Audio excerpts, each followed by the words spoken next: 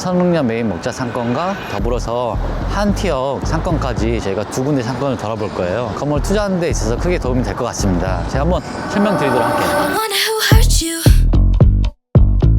I wonder who made you so mad. Tell me where did you learn to be so negative? You're such a drag. 선릉 먹자 메인 상권 같은 경우에는 테헤란로에 있는 오피스 직장인 유동 인구에 맞는 먹자 골목이 펼쳐져 있고, 그 외에 배우 세대의 수요를 해결할 수 있는 먹고 마시는 먹자 골목 중에 하나입니다. 그렇기 때문에 복합적인 상권이라고 볼 수 있고, 저희가 강남 내에서 보기 드문 주 7일 상권이라고 볼 수 있는데, 사실 주말보다는 평일 점심하고 저희가 늦은 시간에 가장 상권이 활성화되어 있는데요. 저희 메인 먹자 골목을 보시면은 고급 리테일 상권에 들어있다기보다도 학원, 의원 이러한 소비 상권이 많이 펼쳐져 있어요. 그렇기 때문에 저희가 건물 투자를 했을 때 임대료 수준에 높고 낮음에 변동폭이 크지 않아요. 그 이유 자체가 유동인구도 많이 있을 뿐더러 먹고 마시는 상권 중에 하나이기 때문에 임대 문의도 많이 있는 상권이라서, 제가 서두에 말씀드렸던 건물 투자에 있어서 쉬운 상권이라고 볼 수 있는 게, 저희가 평당 임대료를 계산해 보면서 건물의 수익률, 그리고 내가 건물 투자했을 때 대출을 활용해서 안정적으로 이끌어갈 수 있는가의 부분에 판단을 해보면은, 다른 고급 상권의 특정 임차인을 맞춰서 높은 임대료 수준을 요하는 상권은 아니다 보니까 5년, 10년 장기적으로 건물을 가져가더라도 좋은 상권 중에 하나입니다. 마침 보이시는 이 건물이 2024년도 3월 달에 거래가 되었는데요. 이 건물의 주요 특징 같은 경우는 3종 일반 주거 지역의 법정 용적률은 250%인데요. 지금 현재 건물의 용적률이 292% 가까이 돼요. 그 말인즉슨 42%가량 용적률을 더 확보를 했고, 임대 면적 자체가 늘어났기 때문에 건물의 수익률이 개선될 수 있는 장점을 많이 가진 건물입니다. 그래서 제 개인적인 생각에는 메인 코너 사거리의 핵심 건물이고, 대치동 메인 먹자 골목의 강남 요구 수익률보다 조금 높은 건물이지만 임대료를 개선할 수 있는 여지가 매우 높은 건물 중에 하나입니다. 근데 저희가 생각했을 때 임대료 개선이 그렇게 쉽냐라고 생각해 봤을 때, 사실은 메인 먹자 골목 자체가 임대료 개선이 다른 곳보다 더 어려운 경우가 많이 있어요.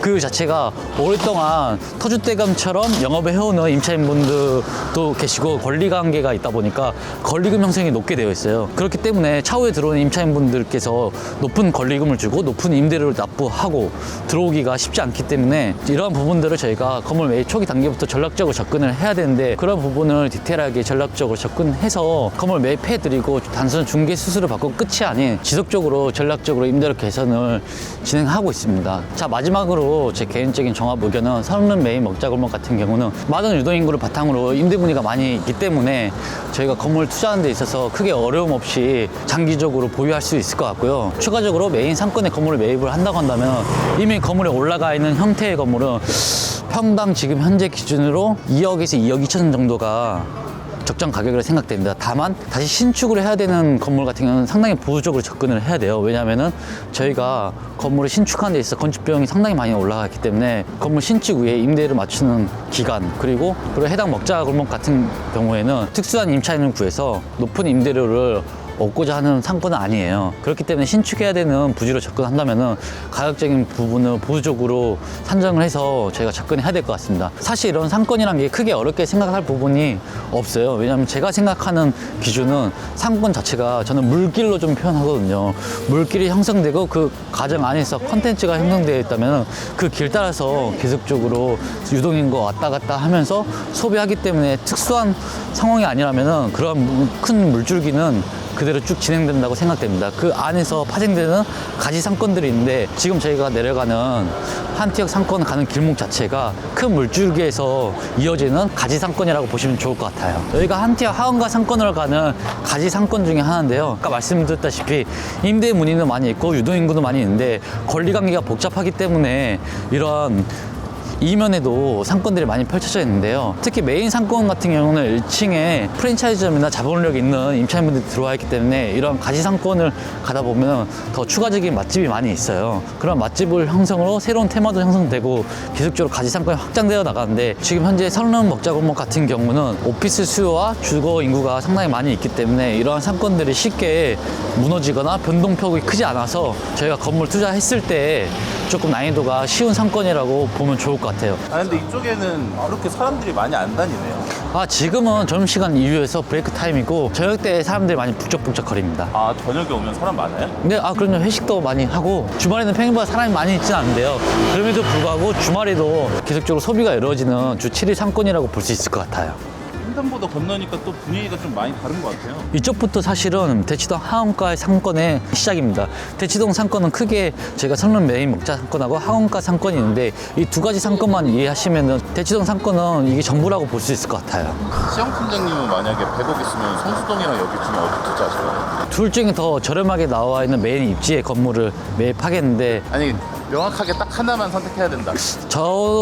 저의 상황에서는 성수동이 더 맞는 것 같습니다. 저는 온전히 저의 시간을 임대를 맞추고 건물을 수선하는 데 있어서 전부를 쏟아부을 수 있지만 사실 건물 투자에 있어서 나의 본업에 시장 가는 거를 매우 싫어하시는 저희 고객분들이 많이 있어요. 그 이유 자체가 본업에서 나오는 매출 자체가 지금 현재 상당하고 회사의 사세를 확장해 나가는 과정에 있어서 사실 건물 투자는 그분들에게 있어서 온전히 이 건물 밸류업 투자나 새로운 특수한 임차를 맞추기 위해서 시간을 시간을 다 쏟아붓기에는 쉽지가 않으니까. 않아서 사실 이런 메인 상권에 있는 건물에 네. 큰 걱정 없이 보유하면서 계속적으로 부동산 매입하고 코어 자산이 건물의 가치가 올라갔을 때 추가적인 대출을 일으켜서 투자하시는 분들이 많고 저 같은 경우는 본업 자체가 이 건물 투자다 보니까 조금 더 리스크 있고 변동성 있는 곳에 도전을 많이 할 것 같습니다. 그 시영 팀장님께서는 그러면은 만약에 부동산 일을 안 하셨다면 아니면 뭐 다른 회사의 대표셨다면은 네, 그럼 여기를 사셨겠네요. 저는 그랬을 것 같아요. 안정적이고 사실 이만한 상권이 없어요.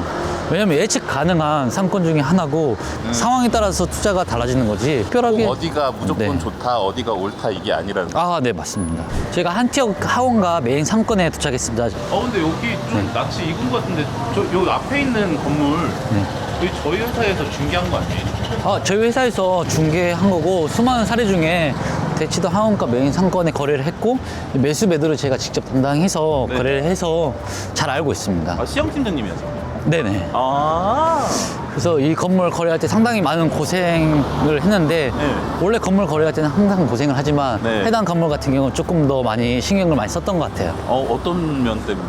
사실 제일 중요한 거는 이 핵심 메인 상권에 있는 건물임에도 불구하고 저희가 임대료 수준이 많이 높지 않았어요. 그 이유가 10년 이상 된 임차인분도 많이 계시고 매도분 같은 경우는 저희가 화폐 가치가 이렇게 떨어지지 않고 건물 가격이 올라가기 전에 매입했기 때문에 임대 수익이 어느 정도 나오셨을 거예요. 그렇기 때문에 임대료를 크게 올리지 않았어요. 추가적으로 아까 말씀드렸던 본업이 있으셨던 분이시기 때문에 건물에 대한 특별한 관리보다 본업에 집중을 하셔가지고 매수인분은 사실 후발주자로 매입을 하다 보니까 이미 올라간 건물 가격에 비해서 임대료 수준이 조정이 안 되어 있어서 사실 이 부분을 해소하는 게 가장 큰 과제였는데 전략적으로 저희가 접근해야 된다고 말씀드렸잖아요. 네. 전략적인 부분에서 제가 건물 매입 단계 전부터 임차 관계를 다 파악하고 지금 잔금 치른 지 1년 된 것 같아요. 네. 이제 1년 됐는데 기존 임대료에 비해서 35%에서 40%가량 지금 임대료를 올리신 거예요? 올린 상황이라서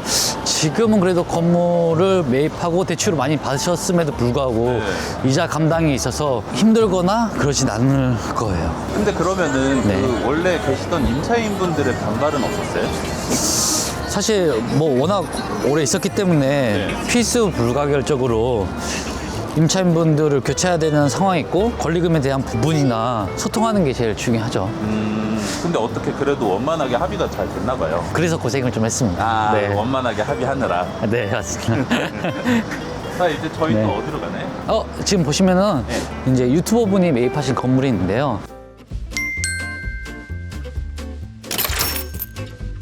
그분이 매입하신 건물인데 롯데백화점 바로 후문에 나와 있는 건물이에요. 사실 롯데백화점 후문 자체는 아까 메인 거리에 비해서 많이 그늘지고 도로 폭이 좁아요. 그럼에도 불구하고 해당 건물은 잘 매입하신 거라고 저는 개인적으로 생각합니다. 건물이 신축 건물이고 임대료도 나오고 있는 건물이라서 프리미엄을 주고 매입하신 것 같아요. 그런 프리미엄을 주고 매입한 이유 자체가 말씀드렸던 본업이 있으셨기 때문에 그 본업의 시장이 가지 않고 계속적으로 건물 투자하는 데 있어서 끌고 가기 시기에는 금액대 볼륨이나 위치적으로나 건물 수익률이나 깔끔한 건물 상태를 선호하셔가지고 육각형 건물이네요. 네, 그치만 금액이 조금 조금 비싸다. 비싸다. 그 비싸다는 거를 프리미엄이라고 부를 수 있을 것 같아요. 이런 메인 상권에 있는 건물들은 사실 매물이 많이 잠겨 있어요. 그 이유가 사실 굳이 매각할 필요가 없는 상황들이 많이 있거든요. 오랫동안 보유함에 있어서 임대 수익률도 높고, 그리고 추가적으로 이걸 매각하고 세금 지급하고 새로운 투자처를 살펴봤을 때 크게 남는 게 없다라고 생각하실 수 있는데,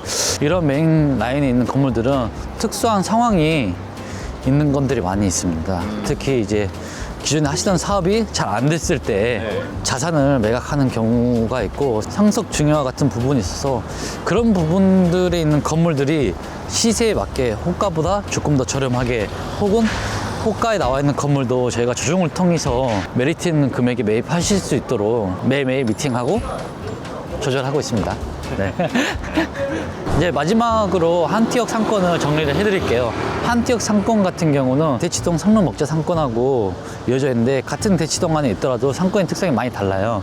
그 이유 자체가 학원과 거리에 위치해 있기 때문에 업종 자체가 학원으로 이루어져 있어서 상당히 깔끔하게 건물들이 형성되어 있어요. 그래서 해당 상권 같은 경우에는 건물 투자를 할 때 대치동 성룸먹자 상권보다 더 특수한 상권이기 때문에 더 많은 조사가 필요하고, 그 조사를 바탕으로 더 높은 임대료를 받을 수 있기 때문에 이쪽 상권도 눈여겨보시면 정말 좋은 상권입니다. 근데 여기 있는 상권이 왜 이렇게 깔끔한 거예요? 여기 뭐 술집도 많고 그런데. 근본적인 이유는 상당히 많이 있어요.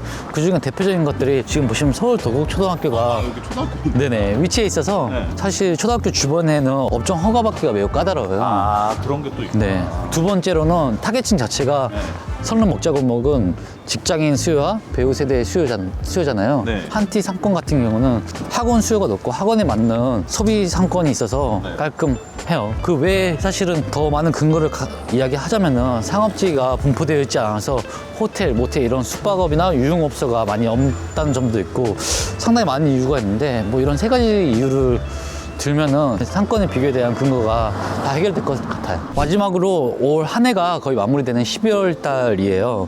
그렇다 보니까 건물을 매입하신 분들도 있고 매입 안 하신 분들도 있는데, 투자에 있어서 저희가 함부로 예측을 하지 못해요. 저희가 미래를 알 수 있는 부분도 아니고, 저희가 경제 상황을 예측할 수 있다면 더욱더 저희가 손해 없는 투자를 할 수 있도록 근무를 하겠지만, 경제 상황이란 것들은 또 누구도 예측할 수 없기 때문에 항상 현 시점에 맞춰서 저희가 최고의 선택을 하실 수 있도록 밤낮 가리지 않고 저희 위오너스 뿐만 아니라 다른 중개법인의 빌딩 중개 하시는 분들도 고생 많이 하실 것 같습니다. 그 고생이 헛되이 되지 않도록 더 열심히 해서 지금 현재 상황에서 제일 좋은 투자를 하실 수 있도록 같이 나갈 수 있도록 하겠습니다. 지금까지 시청해 주셔서 감사합니다.